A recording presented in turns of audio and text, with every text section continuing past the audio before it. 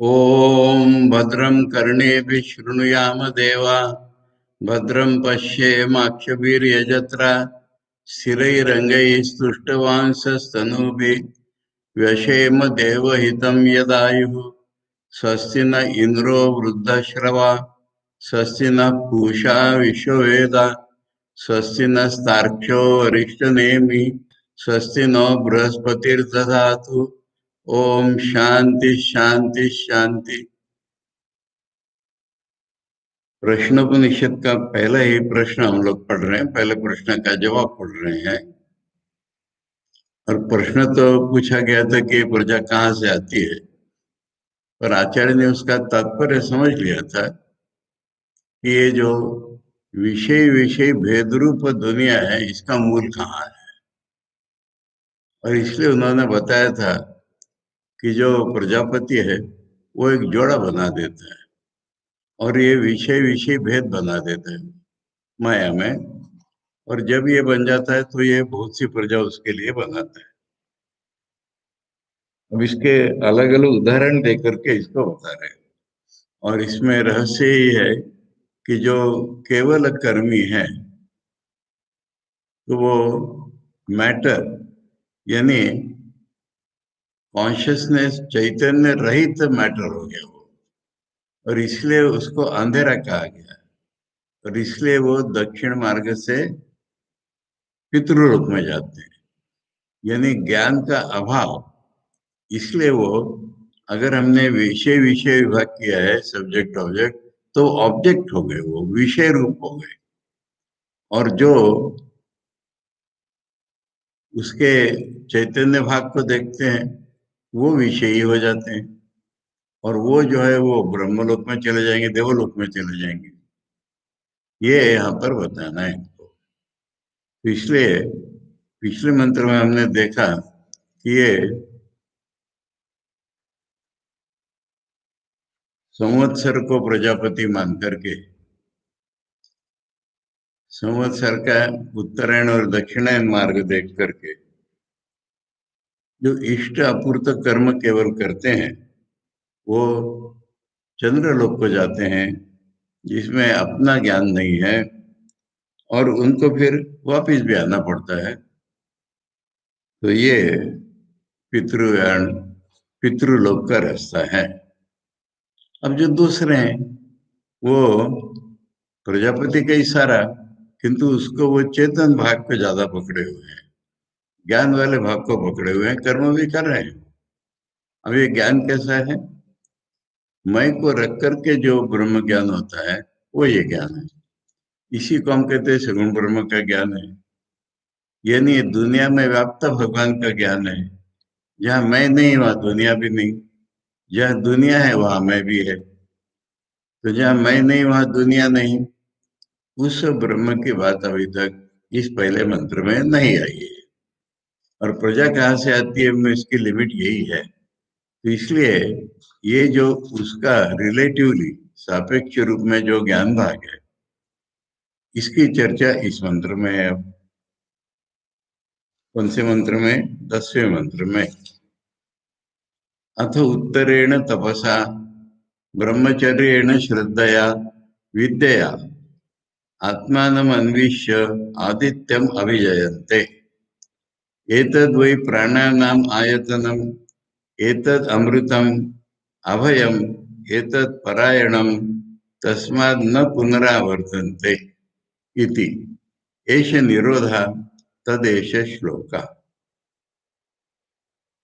ये इति में क्या समाप्त हो रहा है? ठीक है,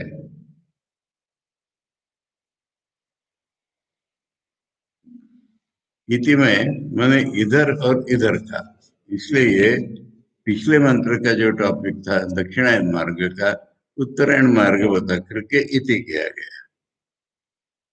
उसके बाद एश निरोधा और तदेश श्लोक ये है। तो अथ माने दूसरी तरफ, उत्तरेण उत्तर मार्ग से। अब उत्तर में तो हमारे हिमालय है, और इसलिए सारे ऋषि लोग तपस्या करने वहीं चले जाते तो स्वामी जी से किसी ने पूछा था अमेरिका इंग्लैंड में, क्या भारत में गर्मियां ज्यादा है इसलिए लोग भगवान को सोचते हैं क्या? तो स्वामी जी ने कहा नहीं, ऐसी बात नहीं है। भगवान को सोचने वाले तो सब हिमालय में रहते हैं, तो इसलिए ये उत्तरायण हो गया। अब क्या है उनमें? तपस्या, ब्रह्मचर्य, श्रद्धा, ये तो है ही। ये तो इन 6 साधकों में भी थी। अब उसके साथ जुड़ गई विद्या। विद्या मैंने वही कॉन्टेक्स्ट में तो वही देखना है ना, अपर ब्रह्म विषय का विद्या, सगुण ब्रह्म विषय का विद्या, मैं न छोड़ते हुए जो ब्रह्म को जानते हैं उनकी विद्या। उससे उन्होंने क्या किया? आत्मान अन्विष्य, अपने स्वरूप को ही ढूंढ रहे हो, परंतु अपने स्वरूप में मैं छूटा नहीं है, ऐसा अपना स्वरूप है। शरीर नहीं, इंद्रिय नहीं है, मन नहीं है, पर मैं चेतना हूं, ये मैं छूटा नहीं है, ऐसा स्वरूप है इनका। तो उससे क्या मिलता है उनको? उसको ढूंढने से आदित्यम अभिजयंते, आदित्य और चंद्रमा में फर्क हमने देखा, स्वयं ज्योति आदित्य, तो आदित्य को जीत लेते हैं, यानी चेतन प्रधान वाले लोक में चले जाते हैं। एतद वही प्राणानाम आयतनम, जो इंद्रिय वर्ग है, भूत वर्ग है, जो भी कुछ है, प्राण है, जो एनर्जी, उसका ये स्टोर है। ये चैतन्य के बिना एनर्जी नहीं होती, याद रखिए। ये इसमें दूसरी तरह से लेसन्स मिलते चले जा रहे हैं। कुछ लोगों को पूछो, आधुनिक लोगों को, भगवान मानते हो? हाँ। क्या भगवान होते हैं?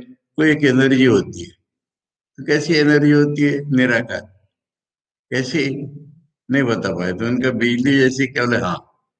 अरे भगवान को एनर्जी अगर सोचते हो तो चेतन पहले सोचो। चेतन के बिना एनर्जी क्या करेगी? दुनिया कैसे बनाएगी? उसको न मैटर सोचना है, न एनर्जी सोचना है। एनर्जी अगर सोचते हो तो चेतन पहले सोचो। तो इसलिए ये प्राणानाम आयतनम, ये जो चैतन्य प्रधान है, ये प्राणों का स्टोर है। ये तो अमृतम। अब ये सापेक्ष बात है, क्योंकि निर्गुण गुणों की बात निकली ही नहीं है। प्रजा कहाँ से आता है पूछा है, इसलिए ये लिमिट इसकी हो गई है कि सापेक्षता ये अमृत है। सापेक्ष मैंने एक कल्प तक वहां रहते हैं, बार बार नहीं आना जाना पड़ता। अभय, ये भी सापेक्षता अभय है। अरे डर किसको है मृत्यु का? एक कल्प तो जब वहीं रहेंगे तब। एतत् परायणम, ये सभी का परागति है। आयन माने गति, परायण माने सबकी अंतिम गति है, सापेक्षता। गति में तो ये अंतिम है। ये तस्मात न पुनरावर्तन थे, इसलिए बार बार आना जाना नहीं होता उनके लिए। इति, इति माने वो मार्ग और ये मार्ग, ऐसे दोनों बता दिए। अब इसके बाद कहते एश निरोध, यानी कॉन्टेक्स्ट से समझना है कि जो दक्षिण मार्ग वाले, जो केवल कर्मी है, उनके लिए यहाँ मना है, रास्ता बंद। उनके लिए ये रास्ता बंद है। जब तक सगुण ब्रह्म का ज्ञान नहीं होता, जब तक हर एक चीज की चैतन्य प्रधानता हमको नहीं पता होती, तब तक अच्छे कर्म करो, पितृलोक में जाओगे, देवलोक का रास्ता बंद है तुम्हारे लिए। ये है निरोध शब्द का अर्थ। ऐश निरोध तदेश श्लोक, अब उसके लिए भी एक पुराना मंत्र खड़ा कर देंगे वो। हर एक चीज के लिए एक पुराना मंत्र है उनके पास। ये इति और ऐश निरोधा, ये इस प्रकार समझना है। इति में ये टॉपिक और ये टॉपिक मिलकर के एक टॉपिक हुआ, उससे समाप्त किया। अब ऐश निरोधा, ऐश माने यह जो है, ये दूसरा वाला, ये पहले वाले को निरोध है, बंद है। फिर जो है अगला मंत्र इसके बारे में बोलेंगे। देखो आचार्य क्या कहते हैं, अथ उत्तरेण अयनेन, उत्तरेण माने उत्तर मार्ग से, प्रजापते अंशम प्राणम अवतारम आदित्यम अभिजयन्ते। प्रजापति के दो भाग हो गए थे ना, प्राण और रई। Energy, matter. तो प्रजापति के जो अंश प्राण है, जिसको अत्तारम भी बोला था, यानी सब्जेक्ट, वो खा रहा है ना मैटर को, तो वो सब्जेक्ट बोला था। वही आदित्य बताया था बाद में, प्रकाश युक्त होने के कारण अभिजयंते, उसको जीत लेते हैं। कि ना, किन किन उपायों से जीत लेते हैं? उत्तरेण माने आयनेन, उत्तरेण आयनेन। किन माने किन उपायों से जीत लेते हैं? तपसा माने इंद्रिय जय ना। तपसा का अर्थ है यहाँ इंद्रियों का कंट्रोल हो गया। विशेषतो तपसा इंद्रिय जय न विशेषतो, ठीक है। ये विशेष तपस्या है ब्रह्मचर्य। और ये तो खासियत है ही, ये ब्रह्मचर्य वाले होते हैं। वानप्रस्थ लोगों की बात चल रही है। श्रद्धया, विद्या, वो तीन साधकों में जो था, 6 साधकों में, वो तपस्या ब्रह्मचर्य श्रद्धया तो है। विद्या च, अब विद्या इसमें जुड़ गई। कौन सी विद्या? प्रजापत्य आत्म विषया। प्रजापति आत्म विषया, जो प्रजापति है वही मेरी आत्मा है, जो प्रजापति है वही मैं हूं, ये विषय, ये विद्या है। जो प्रजापति है सगुण ब्रह्म, वही मैं हूं, ये विद्या है। आत्मानं प्राणं सूर्यं जगतः तत्सुषश्च अन्विष्याहम् अस्मि इति।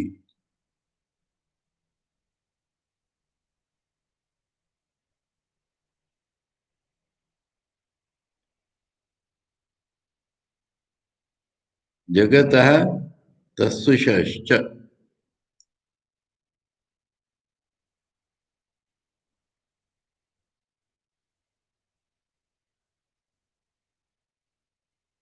आत्मानं मने प्राणम सूर्य, जगतः मने जगत का, तत्सुषश्च यानी,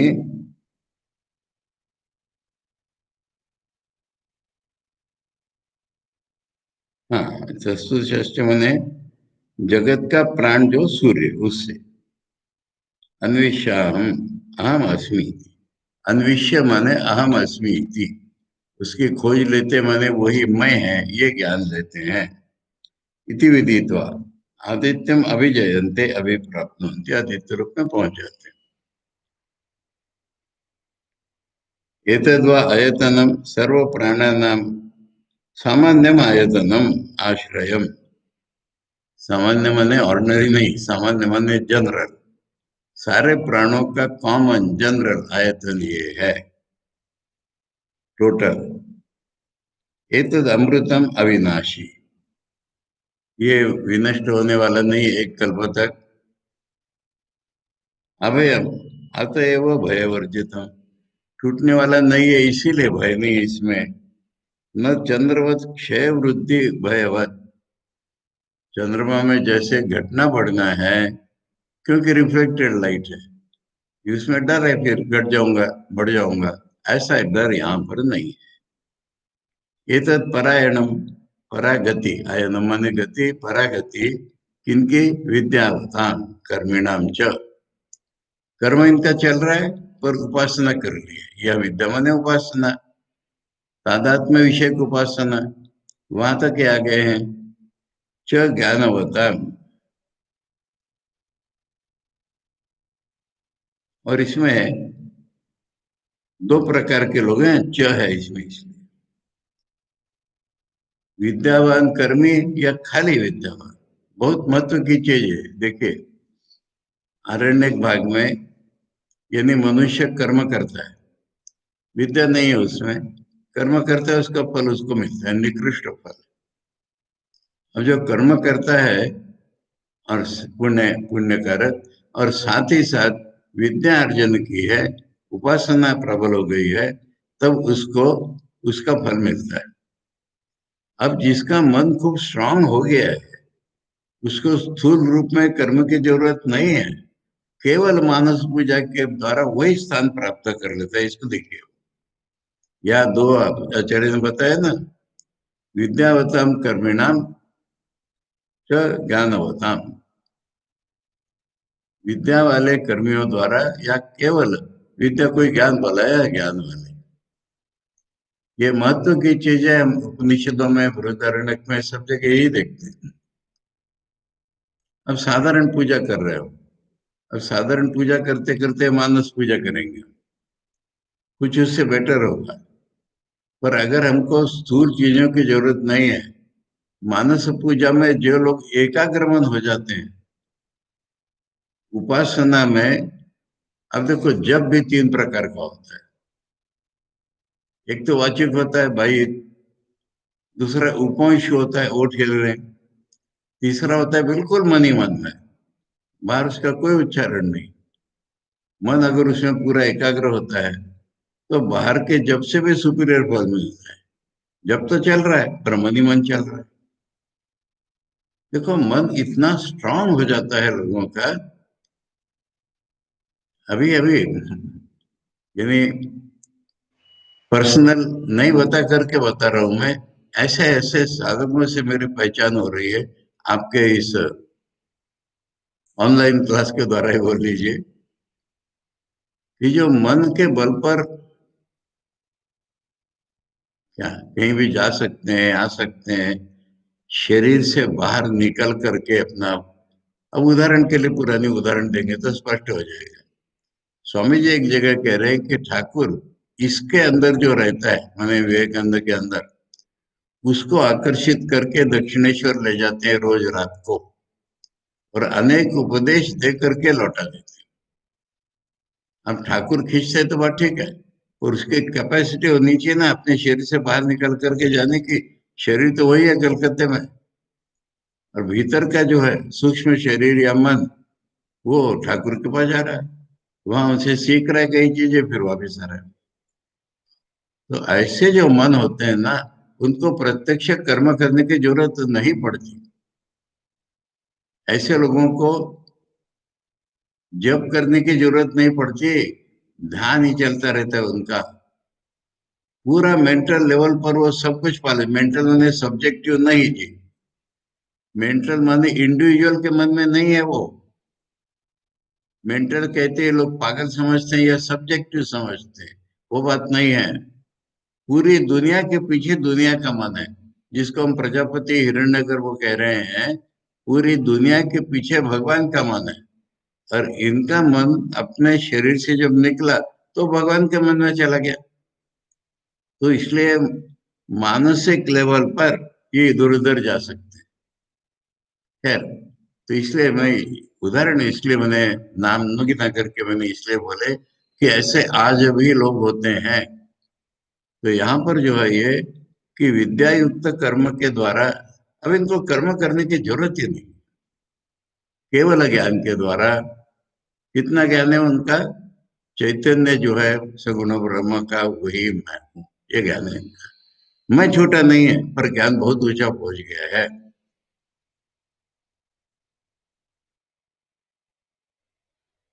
ये उनकी परागति है, वहां पर देवलोक में या ब्रह्मलोक में उनकी परागति है। वहां तक ये पहुंच जाते हैं। गति है, परागति है। एतस्माद् न पुनरावर्तन्ते, ये वापिस नहीं आते।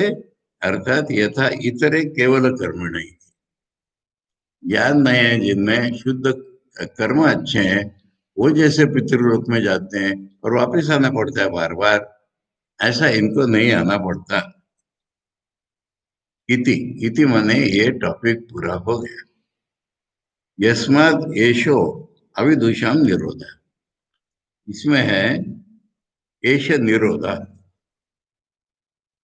एष माने यह रास्ता, ये जो उत्तरायण रास्ता, निरोध, किसके लिए निरोध है? ये तो जा रहे हैं ना, ये लोग तो जा रहे हैं ना स्पष्ट रूप में, तो इनको तो निरोध नहीं है ना। ये देखो ऐसे शब्द कॉन्टेक्स्ट से पूरा अर्थ लेना पड़ता है उपनिषदों में। एक एक शब्द का एक एक अर्थ करने से नहीं होता है। इति कह दिया, इनका जाना बता दिया, अब करिए निरोध है, ऐसा कॉन्ट्रडिक्शन भी नहीं होता, असंभव है। ऋषि बात कर रहे हैं, ऋषि बात कर रहे हैं, शॉर्ट में बात कर रहे हैं बोलो, या जिन्होंने लिख लिया है उन्होंने मेमोरी में रख लिया है तो शॉर्ट में रख लिया है, इसलिए ये ऐसे उपनिषद होती है। तो निरोध माने समझ में आएगा कि दूसरे लोग जो है उनके लिए ये निरोध है, उनके लिए ये रास्ता बंद है। इसलिए यहाँ पर कह रहे हैं केशो अविदुषाम निरोध, जिन्होंने वो ज्ञान प्राप्त नहीं किया उनके लिए निरोध है। आदित्यादि निरुद्ध अविद्वांसो, आदित्य जो है माने चेतन भाग जो है, स्वयं ज्योति चेतन जो है, वही इनको रोक लिया, क्योंकि इन्होंने चेतन न देख करके मैटर देखा, विषय देखा, कर्म करते रहे, पितरों की याद आती रही, पितृलोक में चले गए। जो प्रकाश है, जो चैतन्य है सबके पीछे, देखो गीता में जिसको परा प्रकृति बोला है, क्षेत्रज्ञ बोला है, उत्तम पुरुष बोला है, ये जो भाग है प्रकृति पुरुष सांख्य लोग कहते हैं उनमें पुरुष जो भाग है, तो ये जो है ये आदित्य, इसी का नाम आदित्य हो गया। आदित्यादि निरुद्ध, आदित्यादि ही, आदित्य से ही ये रुक गए। अविद्वांसो, जो ज्ञान नहीं पाया था वे। न एते संवत्सरम आदित्यम आत्मानम प्राणम अभिप्रत्न, निरुद्ध का अर्थ समझा रहे हैं कि संवत्सर माने साल का जो आदित्य भाग है वो उनका स्वरूप है, किंतु उसको जो आत्मानम प्राण है उनका, उसको ये नहीं पाते। सही संवत्सर कालात्म विदुषाम, कालात्म अविदुषाम निरोध। आदित्य माने संवत्सर मान लिया पूरा उसका चेतन भाग, वो काल जो है उसका, काल माने देवता विषय होता है, अविदुषाम निरोध, न जानने वालों का निरोध है। तत्र अस्मिन् अर्थे एष श्लोको मंत्र, श्लोक माने पुराना मंत्र, इसी अर्थ में। अब ये फिर आदित्य का वर्णन आएगा। पंचपादम पितरम द्वादशाकृतिम दिवे आहु परे अर्धे पुरीषिणम अथ इमे अन्ये उपरे विचक्षणम सप्तचक्रे षडर आहुरर्पितमिति। आहु कहते हैं जानने वाले, इसको कहते हैं आदित्य को 5 पैरों वाला है।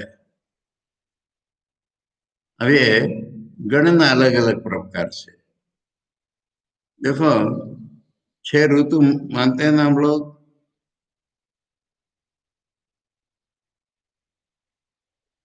फिर इसमें शीत के जो 2 ऋतु है वो कुछ एक जैसे हैं, ऋतु गिनी है। कहाँ से शुरू करेंगे? फाल्गुन चैत्र जो भी बोलो, वसंत ऋतु से शुरू कीजिए। वसंत ऋतु, फिर ग्रीष्म ऋतु, फिर वर्षा ऋतु, फिर शरद ऋतु, उसके बाद हेमंत और शिशिर। यानी हेमंत माने जब ओस पड़ती है ना उसको हेमंत कहते हैं, और जब पत्ते झड़ते हैं उसको शिशिर कहते हैं। तो ये दोनों एक्सट्रीम कोल्ड के सीजन को हम एक ही कोल्ड सीजन मानते हैं। शरद को कोल्ड सीजन नहीं माना जाता, बिगिनिंग ऑफ कोल्ड या समशीतोष्ण ऋतु है ये, शरद ऋतु। इसके बाद जो ठंडी के ऋतु है उनको हम 2 नहीं गिनते, एक गिन लिया। तो फिर सूर्य के पैर कितने हो गए? पैर माने ये चक्र चलता है ना साल का, ये ऋतुओं के पैरों से चल रहा है। तो पंचपादम माने 5 पैरों वाला हो गया ये। 6 ऋतुओं में शीत के 2 ऋतु इकट्ठे करके 5 हो जाते हैं, तो ये 5 पैरों वाला है। और पितरम, पितर माने पितृलोक नहीं है, हम सबका पिता है, प्रजापति है ना, परम पिता है ना, सगुण ब्रह्म को हम परम पिता कहते हैं। जिनको माता कहना है उनको माता कहने दो, जिनको प्रियकर प्रति कहना है उनको वो कहने दो, पर ये सबका परम पिता है।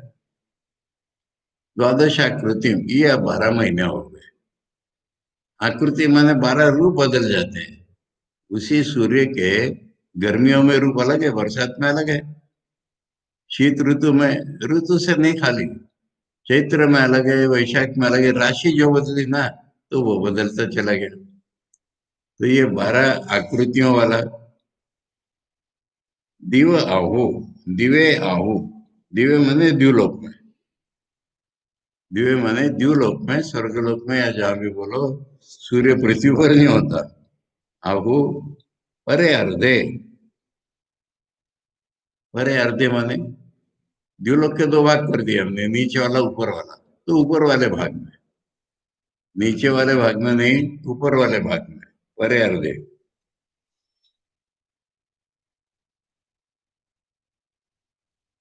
पुरीषिणम, पुरीषिणम माने जल वाला।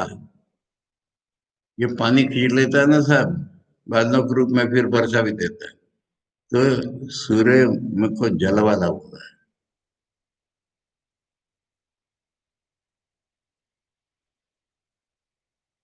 अब दूसरे लोग हैं, मैंने दूसरा व्यू इसका, हाँ, अज्ञानी ज्ञानी नहीं, अनदर व्यू, अथ इमे अन्य, इसी को दूसरे लोग ऊ, परे, ऊ माने और,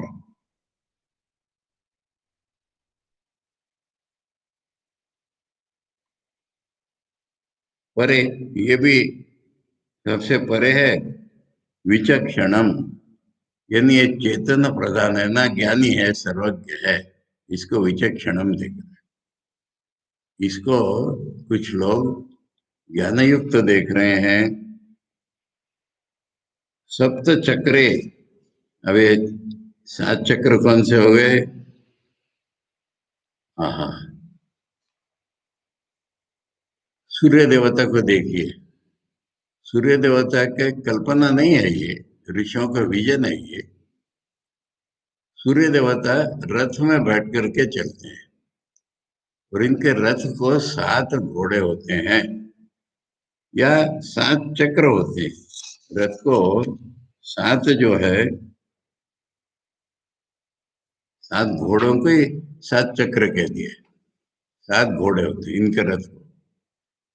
अब ये 7 हम कैसे गिनते हैं?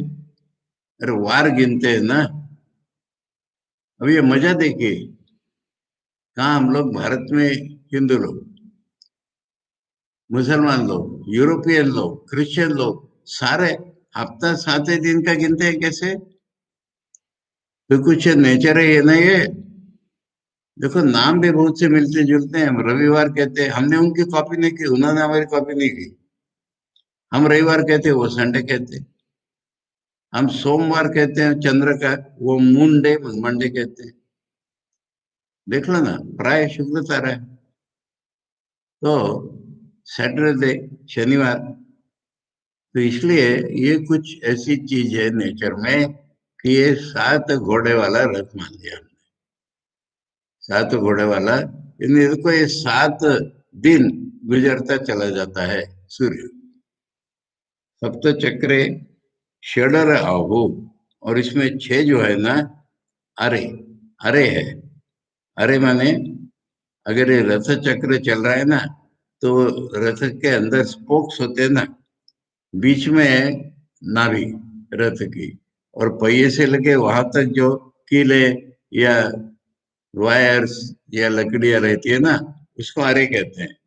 अब ये 6 अरे कौन से?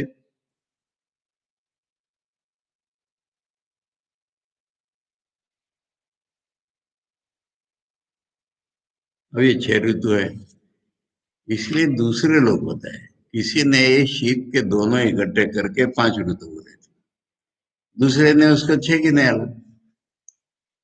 7 दिन का चक्र चलाते हुए, 6 ऋतुओं से निकलते हुए ये संवत्सर पूरा हो जाता है। ये देखो, इसमें ये बात है कि कल्पना नहीं है, जो भौतिक चीजें हम दुनिया में देखते हैं, उनको देवता रूप दृष्टि है ये, उनको चेतन देवता रूप सृष्टि है ये। एक कोई सूर्य नाम की जड़ वस्तु घूम रही है या पृथ्वी घूम रही है, ऐसी बात ही नहीं है। जिनको आंखें हैं, चेतन की आंखें हैं, वो देख लेते हैं कि अरे तो सूर्य देवता है। एक कहानी बताता हूँ। मतलब चंडीगढ़ में था, और पांचवी इयत्ता में, पांचवे क्लास में चलने वाली एनसीईआरटी की मॉरल साइंस की पुस्तक थी। और उसके प्रीफेस में लिखा हुआ था कि हम भगवान की बात नहीं करेंगे, खाली मॉरलिटी की बात करेंगे। अब उसमें भगवान तो कई जगह भरे हुए थे, लेखक को ही पता नहीं है। तो उसमें घटना ऐसी बताई थी, फ्रांस में ये रैशनलिस्ट लोग होते हैं ना, तो फ्रांस में एक ऐसे रैशनलिस्ट लोगों ने सोचा कि हम क्यों भगवान को मानते हैं, हमारे माता पिता सिखाते हैं इसलिए। इनको ये नहीं पता कि आदि मनुष्य कैसे सोचता था। उल्टी सीधी बातें होती है ये। परंतु इसको सिखाने नहीं देंगे। जन्म होते इसको माता पिता से अलग करके एक टापू में रख देंगे। एक आया रहेगी, अनपढ़, जिसको कुछ भी नहीं मालूम है, वो इसको दूध पिलाए करेगी, शारीरिक संगोपन करेगी, और इसके मेंटल डेवलपमेंट अनएडेड देखने हम लोग बीच बीच में जाएंगे। अब ये 5 साल का हुआ है, और ये लोग गए उसे देखने। वो एक छोटे से टीले पर, मैंने ग्राउंड से कुछ ऊंचा, एक टीला, पहाड़ी का हो छोटा सा टीला, उस पर वो घुटने टेक के बैठा हुआ है, पूर्व की तरफ मुंह करके, हाथ जोड़कर। तो ये लोग कहते हैं, अरे क्या कर रहा है? कहते दिखता नहीं को, सूर्य भगवान वहां खड़े, उनको प्रणाम कर रहा हूँ, अनएडेड। मैं तो कह रहा हूँ उसको एड करते तो क्रिश्चियन लोग उसको दूसरा कोई सिखाते। बिना, ये प्रत्यक्ष आप पढ़ लीजिए, उस वक्त का मुझे देखना पड़ेगा। एनसीईआरटी की 5वें स्टैंडर्ड को पब्लिश्ड मॉरल साइंस की पुस्तक में ये घटना लिखी थी, कहानी नहीं बनाई थी किसी ने। एक बच्चे को बिना कोचिंग के, बिना सिखा करके, एक आया के साथ एक टापू पर रख दिया था। आया उसके खाने पीने की व्यवस्था कर रही थी, बाकी उसकी मेंटल डेवलपमेंट अपने आप जैसे हो रही थी। और इसको देखने जब रैशनलिस्ट गए, बीच बीच में जाते थे, जब ये 5 साल का हुआ तब ये लोग गए, तब देखा कि वो एक टीले पर बैठ करके भगवान, मैंने सूर्य पूर्व की ओर देखते हुए हाथ जोड़ रहा है। क्या कर रहा है रे? आपको दिखता नहीं सूर्य भगवान सामने खड़े? ये उस घटना लिखी हुई है। अब भारत में आइए, अरुणाचल में आप जाइए। अरुणाचल में वो कहते हैं हम लोग हिंदू नहीं है, क्रिश्चियन भी नहीं है। हमारा तो धर्म जो है ना, सूर्य देवता को मानते हैं, चंद्र देवता को मानते हैं। ये तो सब बातें चल रही है। मनुष्य में कितना स्वाभाविक है ये। सूर्य सबका प्रकाश देने वाला है, और चंद्र उससे प्रकाश रिसीव कर, ये वहां पर क्या पॉल, क्या नाम अलग अलग है उनके, उसका अर्थ है सूर्य देवता, चंद्र देवता। हम भारत में हिंदुओं में भी सौर है, कितने ही लोग हैं। अब मुझे एक नाम ही याद आ गया, महापुरुष महाराज से एक शिष्य थे, उनका सन्यास नाम मुझे याद नहीं, उपुदा महाराज नाम था उनका। और वो रोज सुबह सूर्य उदय होते ही उधर देखते हुए, प्रणाम करते हुए खड़े रहते थे, उपासना करते। तो एक स्वाभाविक चीज नहीं। अब इसको हम जैसे देखेंगे, विजन है हमारा वो ऋषियों का, अभी अपने अपने एंगल से देखते हैं। तो इसलिए किसी को ये ठंड के एक ही सीजन लग रहा है, वो कहता है कि 5 पैर वाला है, और 12 इसके रूप में, वो तो है ही। एक एक राशि बदलने पर एक एक महीने की अपनी आइडेंटिटी होती है। ये सूर्य के रूप हो गए। चंद्र जैसा घटना बढ़ने वाला नहीं, पर रूप बदलने वाला है। द्वादशाकृति है तो द्युलोक में, ऊपर के भाग में जल युक्त ही उन्होंने देखा है। दूसरे लोग इस तरह देखते हैं, ये भी ऋषि हैं, ये कहते हैं तो ज्ञानी है जी, सर्वज्ञ है। भगवान का हिरण्यगर्भ का विषय भी भगवान का मन है जी। इसके पास तो सब कुछ ज्ञान है। और 7 दिन का फेरा लगाता रहता है ये। सात इसलिए इसके चाक चाक सात मान लो या फिर घोड़े सात मान लो। और 6 जो इसके ऋतु हैं ये तो चक्र में फंसे हुए हरे के समान है। यानी इसमें मन की कल्पना और प्रत्यक्ष दर्शन ये मिक्स होता है। इसलिए ये भाव राज्य की बातें होती है। षड राहु अर्पित मिति। अर्पित माते अरे जो है बीच में फिक्स होते हैं ना, अर्पित है इसमें। ऐसा ये विजन है पुराने ऋषियों का।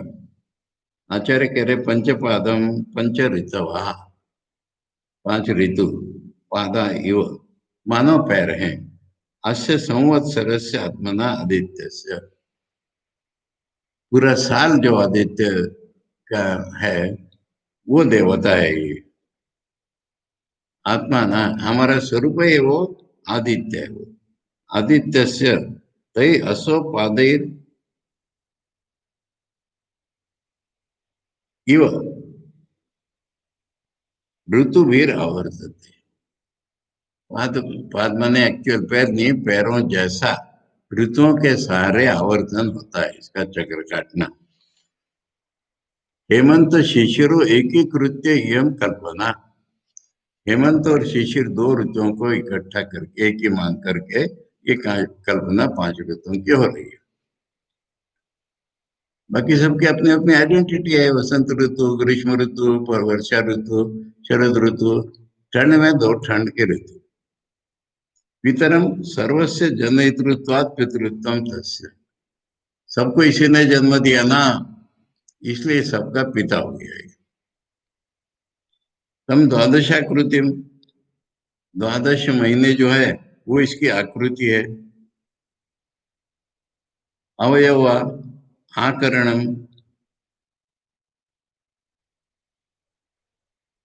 वाक्य विकरणम।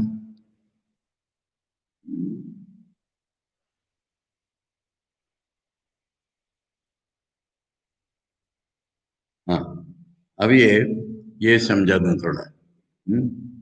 आकृति शब्द है ना, आकृति माने क्या? आ करना, ये इसका अर्थ है। कृति माने करना, आ माने आ। यानी किसी चीज की स्पष्ट अभिव्यक्ति जो होती है उसको हम आकृति कहते हैं। ये दुनिया के नाम रूप अव्यक्त थे, प्रकट हो गए, आकृति हो गई। अच्छी तरह प्रकट हो गए, हम कहते हैं विशेष आकृति, व्याकृति हो गई। अव्याकृत माने अभी तक प्रकट नहीं हुए हैं, ये अव्याकृत।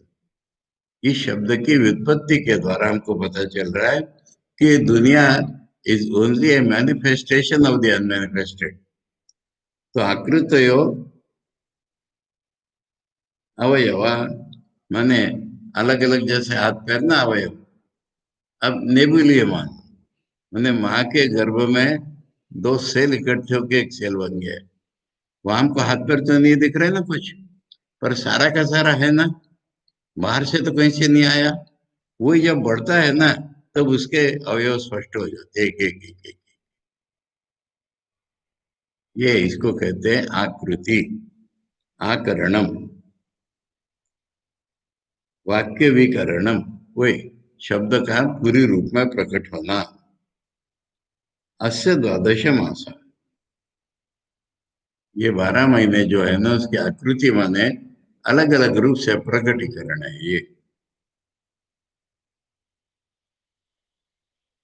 मासे ही ये 12 महीनों के द्वारा ये प्रकट हो रहा है। तम द्वादशाकृति, इसलिए 12 रूपों वाला कहा गया। 12 प्रकार से ये प्रकट होता है विशेष रूप से, इसलिए 12 महीने में ये 12 रूप वाला कहा गया। दिवो द्युलोका मैंने द्युलोक में परे ऊर्ध्वे अर्धे स्थाने तृतीय श्याम दिवी इति अर्थ। पृथ्वी लोक, अंतरिक्ष लोक, दिव्य लोक, ऐसे 3 अगर गिने तो ऊपर वाले लोक में यानी दिव्य लोक में, समझ में आया? द्युलोकात् परे ऊर्ध्वे अर्धे स्थाने तृतीयस्याम देवी इति। द्युलोक में हमने अगर 3 भाग मान लिया तो ऊपर वाले लोग। इति अर्थ पुरीषिणम पुरीषवंतम उदकवंतम आहु कालविदा। कालविदा माने टाइम के देवताओं को जो जानते हैं वो इसको जल वाला देखते हैं। अथ तम, अथ माने दूसरी ओर से, तम एव उसी को, अन्य दूसरे लोग, इमें ऊपरे कालविदो इससे अलग दूसरे काल जानने वाले, विचक्षणम निपुणम, ये विचक्षणम माने निपुणम एक्सपर्ट, माने सर्वज्ञम, विचक्षण माने निपुण, एक्सपर्ट, इसका अर्थ सर्वज्ञ है। समझ आया? विचक्षणम शब्द का अर्थ निपुणम, निपुणम का यहाँ पर अर्थ सर्वज्ञम। सप्त चक्रे, सप्त हय रूपेण चक्रे, 7 घोड़े को ही 7 चाक मान लिए। सततम गतिमति, ये हमेशा ही घूमते रहते हैं। कालात मुनि, ये काल रूप में ही 7 जो है ये दिन हमारे, ये घोड़े के रूप में चलते ही रहते हैं। षड रे, षड ऋतुमा इतिहास, 6 स्पोक्स उसके जो चलाते हैं चक्र को आगे, वो 6 ऋतु है। सर्वमिदम जगत कथयंती, वो कहते हैं सारी दुनिया ऐसे ही चलती है। अर्पितम अराइव रचनाभो निविष्टम इति। अर्पितम माने आरे हैं तो रथ की नाभि में जैसे फंसाए जाते हैं, ऐसे सारा जगत इसी में निविष्ट है, ये और चल।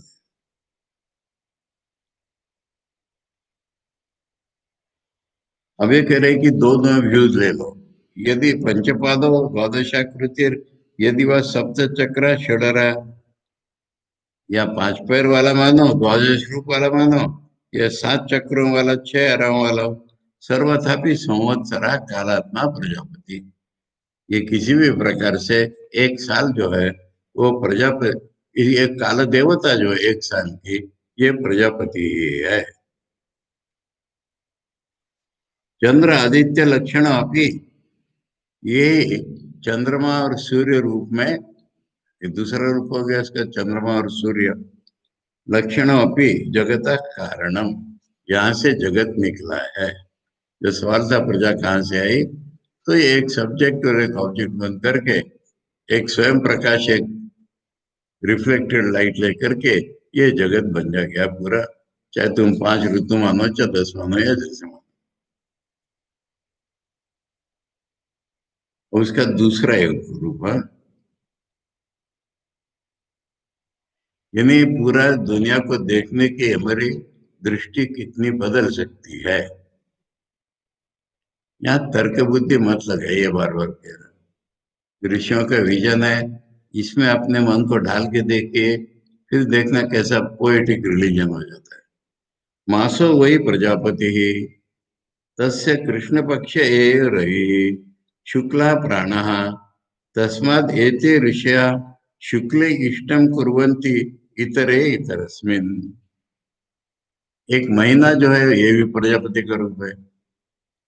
उसके उत्तरायण दक्षिणायन थे, इसमें अब ये महीना चंद्र से लिया है स्पष्ट रूप में। सूर्य से हमने उत्तरायण दक्षिणायन ले लिए थे। अब चंद्र वाला जो महीना है ना, बंगाली महीना नहीं, राशि वाला महीना नहीं, यहाँ पर चंद्रमा वाला महीना। तो जो चंद्रमा वाला महीना है, इसमें एक कृष्ण पक्ष होता है, एक शुक्ल पक्ष होता है। जब चंद्रमा जल्दी आता है आकाश में और बढ़ता चला जाता है, वो शुक्ल पक्ष है, और घटता चला जाता है, देरी से आता है, वो कृष्ण पक्ष है। अब ये रई के समान है, मैटर, रिफ्लेक्टेड लाइट। शुक्ला प्राणा, कृष्ण पक्ष जो है ना इसका, ये मैटर के समान है। प्रजापति तस्य कृष्ण पक्ष एव रई, महीना पूरा प्रजापति, उसका कृष्ण पक्ष जो है मैटर, शुक्ला प्राणा, शुक्ल पक्ष जो है एनर्जी। तस्माद एते ऋषया, अभी हवन करने वाले ऋषि है, शुक्ले इष्टम कुर्वन्ति, इष्ट माने इष्टि कहते हैं, यज्ञ को, वैदिक यज्ञ को इष्टि कहते हैं। तो ये शुक्ल पक्ष में हवन करते हैं, इतरे इतरस्मिन्, कुछ लोग कृष्ण पक्ष में हवन करते हैं। हमारे भारत में इतनी फ्रीडम है, कर्मकांडियों में भी केवल कर्मकांडी होंगे वो कृष्ण पक्ष में करेंगे, और जो थोड़े ज्ञान वाले होंगे वो शुक्ल पक्ष में करेंगे। तो ये पूरा ही ऋषियों का आचरण के ऊपर से सिद्ध है। यस्मिन इदम श्रितम विश्वम, इसको हम लोग अब, समय है पर इसको हम लोग अब कल पढ़ेंगे, नहीं तो आइडियाज एक दूसरे के ऊपर क्लैश कर जाएंगे। इसको हम लोग कल पढ़ेंगे। मास कैसा प्रजापति है, दिन और रात कैसे प्रजापति हैं,